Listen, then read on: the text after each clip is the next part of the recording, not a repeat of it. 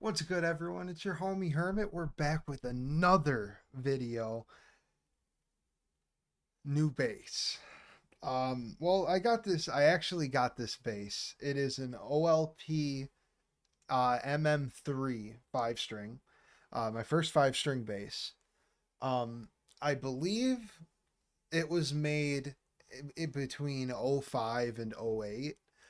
Because to my knowledge, that's when the OLP was making these, because there was a lapse in Ernie Ball's licensing. I believe I am not 100% correct on that, if or not 100% sure if I'm correct on that. Um, but what I can say is, uh, it's sturdy. I got this at a flea market about 3 months ago, brought it home, and it didn't work. Uh, I thought it just needed a rewire at the time because I pulled the uh, the output jack out and the cords were just like disintegrated. So I was like, all right, well, the guy who I got it from said that it had been in his garage for like 10 years or so. For It had been in there for some time because he had arthritis and he couldn't play anymore. So I was like, all right. I don't know if that story is true or not after all the work that had to be put into this thing. Because I took it up to the shop and I'm like, hey guys, I just need to get a rewire. And they're like, oh yeah, no problem. That should take like a week and a half. Uh, 3 months later, here's the paper. They ended up. I took it in to check over electronics, clean. There was a lot of scratching, hardly any sound. Possible rewire. Check the pickups. That's what I wanted done. They they found out that the dude had cranked the tone knob, I believe, and it fried the inside. The pickup itself was partially good. They had to install a preamp in it. So this is originally a passive bass. It is now an active bass.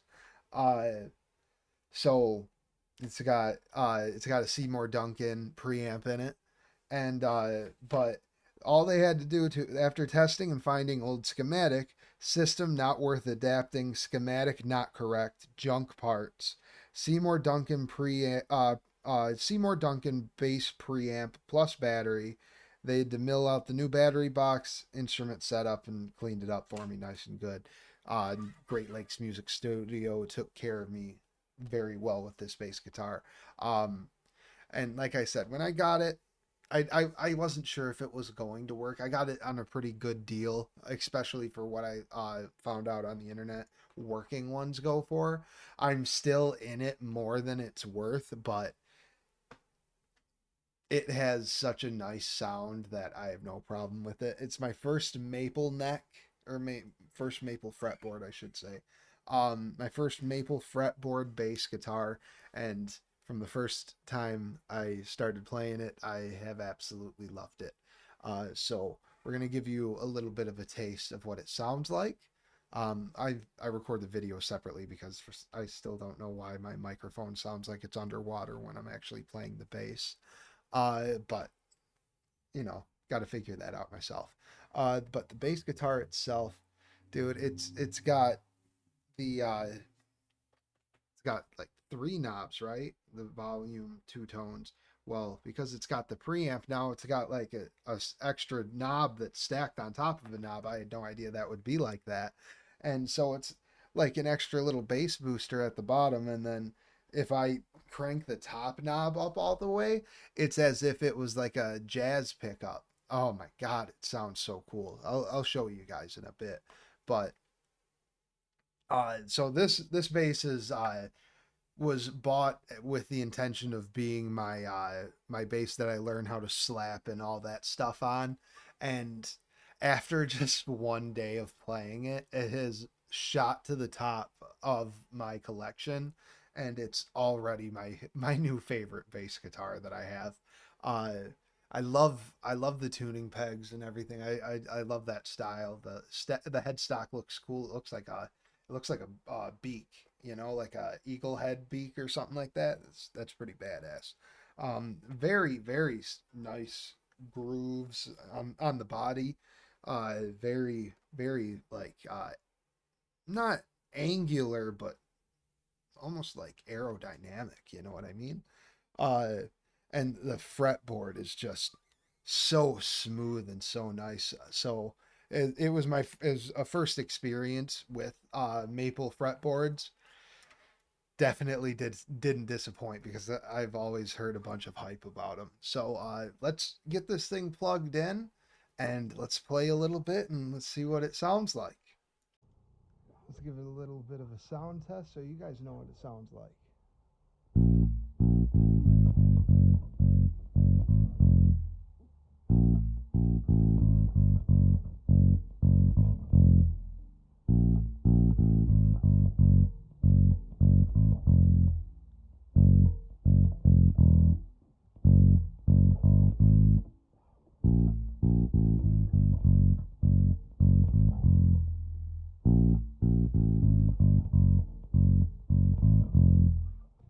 Uh, so there's that. Let's give you a little bit of Backwater by the Meat Puppets.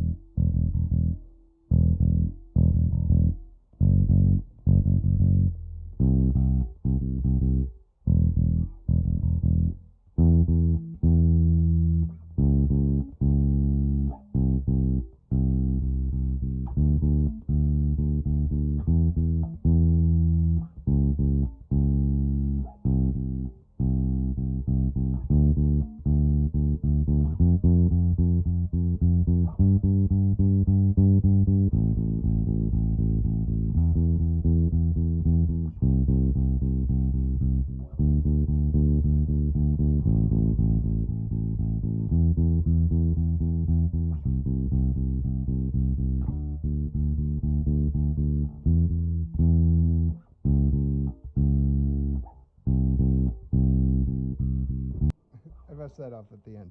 I definitely need lessons, which they're only a few weeks out. So I'm starting my new job tomorrow, so I'll be able to afford bass lessons very soon. Um, I don't really need the tabs for this one.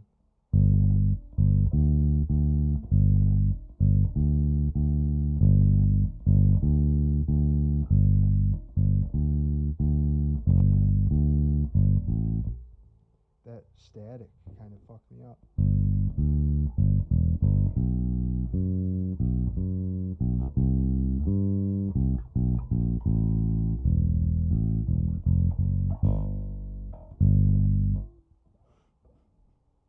I always am hitting those frets, dude. Um, let's. I'm gonna go. This is the first song that I'm trying to learn on the 5 string.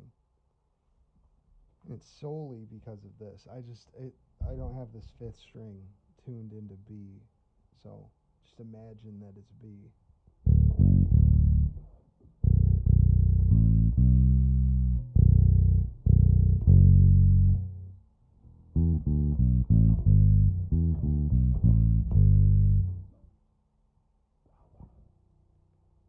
And then it goes.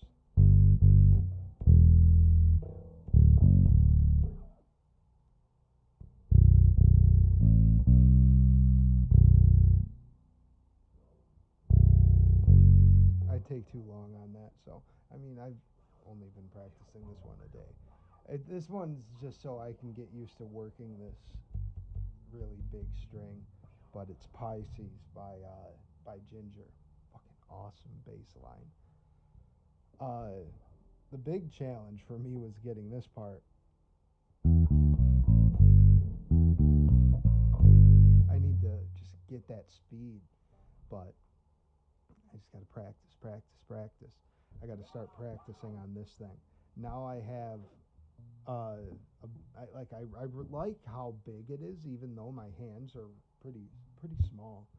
But I just love the sound. I know I'm not the person to give you guys a great example of what it sounds like, but I hope to one day be able to give you an example of how great this thing sounds. So keep rocking with the channel, and we'll get there one day. We're only about a month out from actually starting lessons, so I'll be uploading content before, until, and after. So let's get it. I appreciate everyone who showed up and checked this video out.